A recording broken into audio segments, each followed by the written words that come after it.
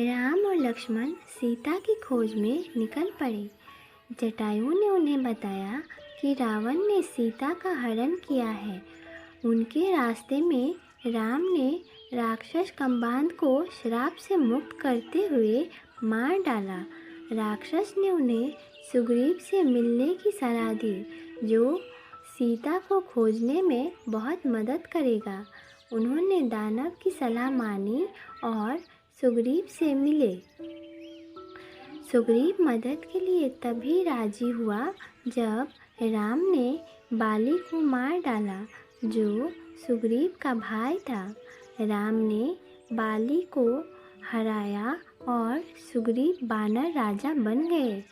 अपना वादा निभाते हुए सुग्रीव ने अपने प्रमुख हनुमान और उनकी पूरी सेना से राम की मदद करने के लिए कहा। सीता जी खोज में हनुमान जी।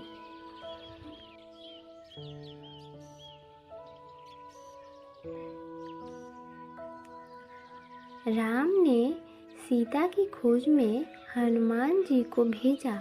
हनुमान जी की समुद्री यात्रा में सबसे पहले मेनका पर्वत आया, जिन्होंने हनुमान जी को आराम करने के लिए कहा, लेकिन वह यह कहकर आगे बढ़ गए कि जब तक मैं भगवान श्री राम का कार्य पूर्ण नहीं कर लेता तब तक आराम नहीं कर सकता।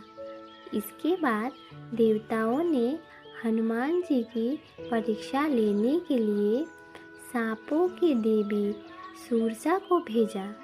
उन्होंने हनुमान जी को खाने की कोशिश की, लेकिन वह यह कर नहीं पाई और हनुमान जी सूरसा के मुंह से वापस लौट आए और आगे बढ़ गए। बाद में हनुमान जी का सामना एक राक्षसी से हुआ, जो कि समुद्र में किसी भी प्राणी की छाया को पकड़कर खा जाती थी। उस राक्षसी ने हनुमान जी को पकड़ लिया, पर हनुमान ने उसे भी मार दिया। अंत में जब वो लंका पहुँचे तो हनुमान ने सीता को रावण के महल के एक बगीचे में पाया। उन्होंने उन्हें राम की अंगूठी दी और उन्हें कहा कि राम जल्द ही आएंगे और उन्हें छुड़ाएंगे। रावण के सिपाही ने हनुमान को पकड़ लिया और रावण के पास ले गए। हनुमान ने तब रावण से सीता को मुक्त करने के लिए कहा, लेकिन रावण ने मना कर दिया। उसने हनुमान को पकड़ लिया और उसकी पूंछ में आग लगा दी। हनुमान ने शहर के ऊपर से उड़ान भरी और पूरी सोने की लंका में आग लगा दी।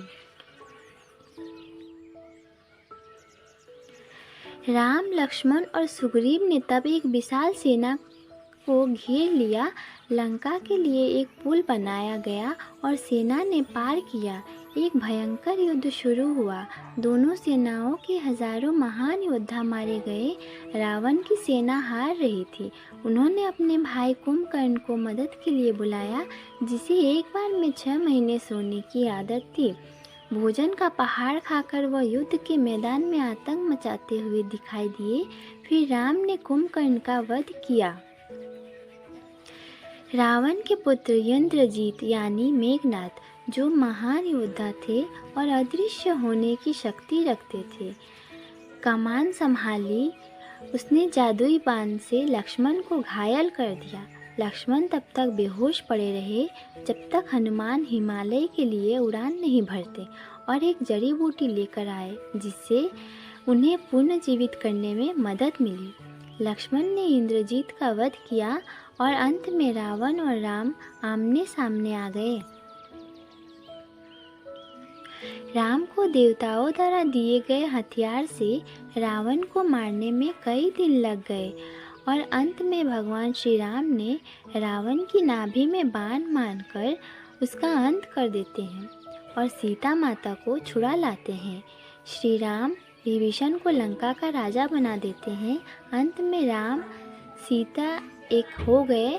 वनवास के 14 वर्ष पूरे हुए और वे अयोध्या लौट आए। लोग आनंदित हुए और दिन का स्वागत करने के लिए बाहर आए और यह जश्न कई दिनों तक चला। कुछ समय के बाद माता सीता गर्भवती हो जाती है, लेकिन जब भगवान राम लोगों के मुख से अग्नि परीक्षा के बारे में सुनते हैं, तो वह माता सीता को अयोध्या को छोड़कर चले जाने के लिए कहते हैं। माता सीता जी को इस बात से बड़ा दुख होता है। वह महर्षि वाल्मीकि उन्हें अपने आश्रम में आश्रय देते हैं। वहीं सीता माता जी 2 पुत्रों को जन्म देती है, जिनका नाम लव और कुश रखा जाता है। लव और कुश ने महर्षि वाल्मीकि से पूर्ण रामायण का ज्ञान प्राप्त किया। लव और कुश दोनों ही बड़े पराक्रमी और ज्ञानी थे। भगवान श्री राम ने चक्रवर्ती सम्राट बनने व अपने पापों से मुक्त होने के लिए अश्वमेध यज्ञ किया। यज्ञ का सुझाव लक्ष्मण द्वारा दिया गया था। अश्वमेध यज्ञ में एक घोड़े को स्वतंत्र रूप से छोड़ा जाता था। वह घोड़ा जितना ज़्यादा क्षेत्र तक जाता था, उस क्षेत्र को भगवान श्री राम के राज्य में सम्मिलित कर लिया जाता था। बताया जाता है कि अश्वमेध यज्ञ को अपनी पत्नी के बिना नहीं किया जा सकता था, इसीलिए भगवान श्री राम जी ने माता सीता जी की एक स्वर्ण मूर्ति बनवाई थी।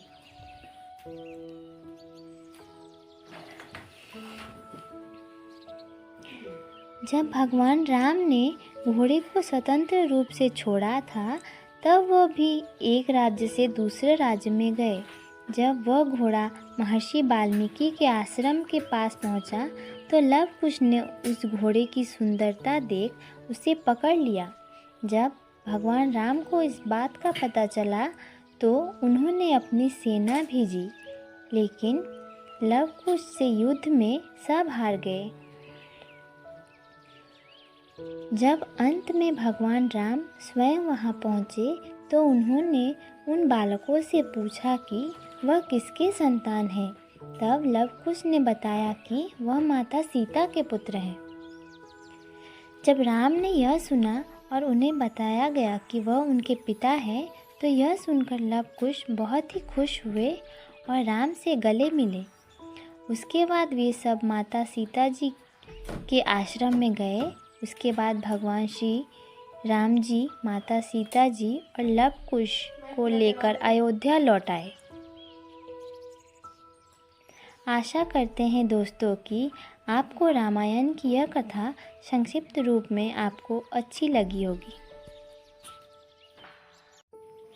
उम्मीद है दोस्तों आप सबको यह संक्षिप्त रूप में रामायण की कहानी पसंद आई होगी। इस कहानी को सुनने के लिए शुक्रिया। आगे भी ऐसे ही मज़ेदार कहानियाँ सुनने के लिए ब्यूटीफुल स्टोरीज चैनल को सब्सक्राइब करें। फिर मिलते हैं एक नई कहानी के साथ। जय श्री राम।